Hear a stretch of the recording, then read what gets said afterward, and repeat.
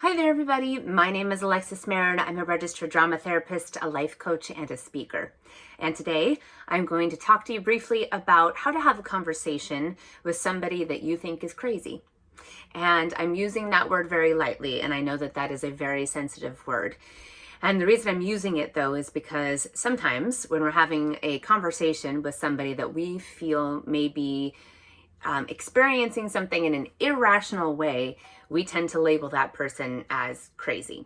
And even though that's not the nicest term, we understand what we mean by that is that we're feeling like this person just can't be reached. We're having a hard time getting a point across. Maybe they have their own type of agenda, and so they're not really ready to listen to you. And so the first tip is in trying to communicate with somebody that you feel is being irrational is to maybe figure out, is there another way you can communicate with that person? Does this have to be a verbal conversation? Could you email them? Could you write to them? Could you send them a message in text message? Again, none of that is ideal. This is like if you've just really decided that having a conversation is not safe and or valuable to be communicating this with this person, then sometimes you need to just go the alternative route and to write everything down. But if you've made up your mind that you really feel that it's important to be able to have a face-to-face verbal conversation with this person, and you are already walking into the equation thinking that this person is irrational or this person is crazy, that maybe you actually need to flip it for a second and sit down with yourself and ask yourself, is there potentially anything that I have done in this situation that may be making this person experience this in this irrational way?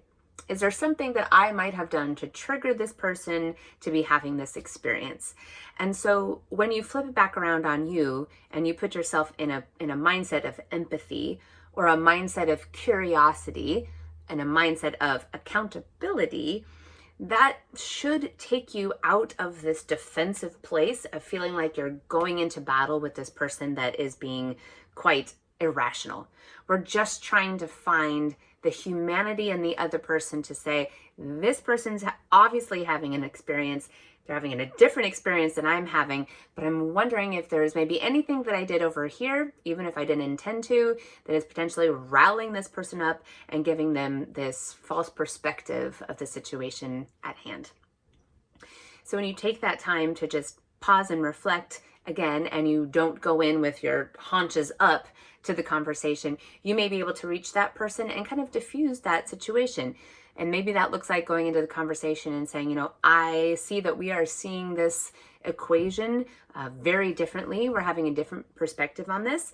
So maybe you can even ask that person, is there something that I have done that is making you feel as though this conversation is not safe, or this relationship is no longer safe, or is there a particular reason why we're having such different experiences of this particular moment? Ultimately, we are also trying to disarm the other person so that they don't come in with guns blazing with their particular agenda and not have the bandwidth to listen to you. That is one of the reasons why we feel people are being irrational or crazy, is because they are not coming into a conversation with their ears open. They are coming into a conversation only with a willingness to speak, not with a willingness to hear. So as challenging as the conversations are, when you really feel like you are just in two different sides and everything feels a bit jumbled and a bit irrational, again, the point is to try to diffuse the situation. Ask yourself if you have any responsibility for potentially why this other person is feeling the way they do. You can acknowledge it. If you feel like you want to apologize for it, you can.